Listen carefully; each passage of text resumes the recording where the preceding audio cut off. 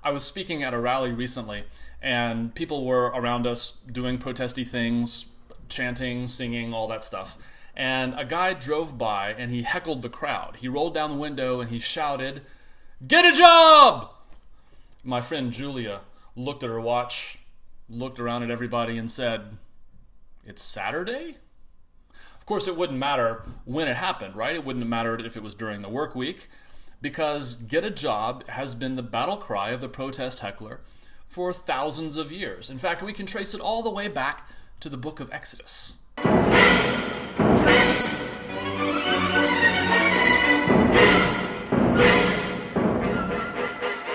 Hi, I'm Dave Barnhart, and I'm one of those preachers your preacher probably warned you about. So we've already established that Pharaoh is a racist authoritarian leader, and that one of his strategies is to try to keep people so busy with work that they can't protest. The author says that the Egyptians harassed the Israelites with hard work.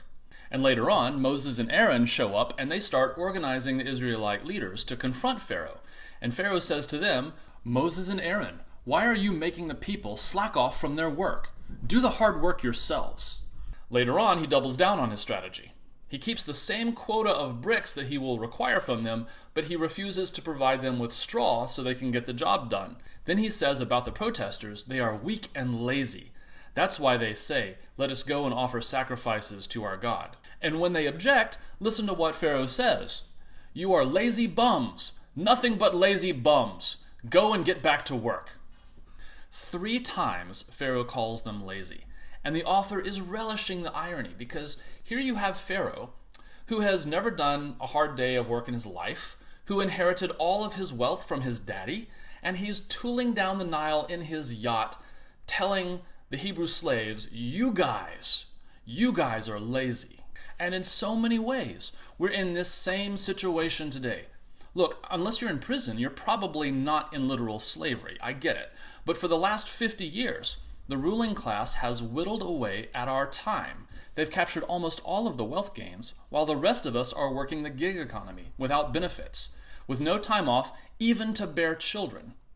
Billionaires and their enablers talk about money we've paid into the system as entitlements, while they believe they're entitled to all of the wealth on God's planet.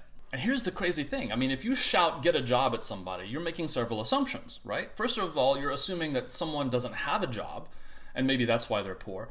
Secondly, you're assuming that they don't want a job, that they're too lazy to go look for work.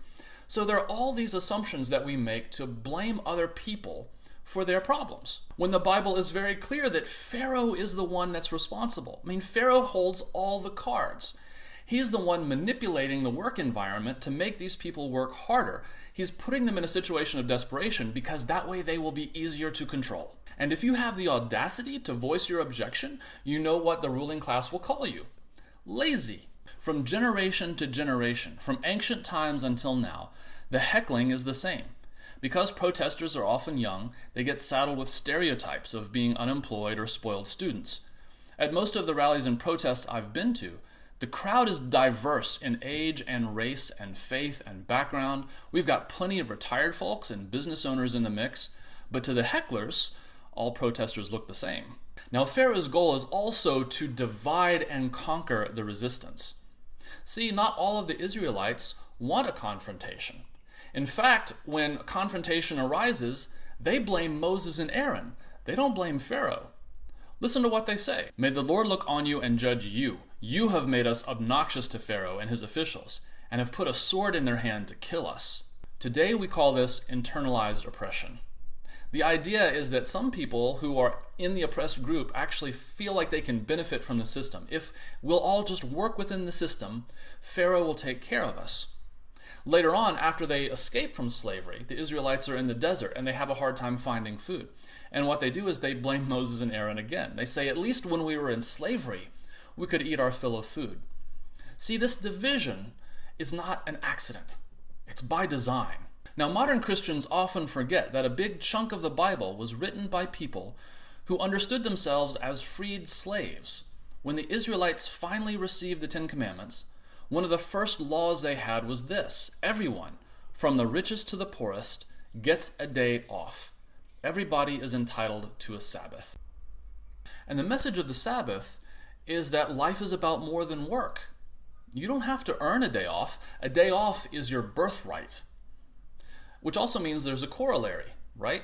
I mean, if everyone deserves a day off, then you have to pay your employees enough to take a day off. That's also part of the biblical mandate. Now, the authors of the Bible also believed in hard work, but they were very skeptical about a theology of deserving. So one of their laws was actually that every 50 years they canceled all debts and redistributed the wealth. Ooh, there's a scary phrase. Pharaoh's strategy is the same today as it's always been. Pharaoh doesn't want you to have a day off. Because if you had a day off, you might have time to talk with other people. You might start sharing your frustrations. You might start getting ideas. You might start to organize. But the message of the Bible is also this. If your leaders are afraid of you having a Sabbath, maybe it's time for you to get new leaders.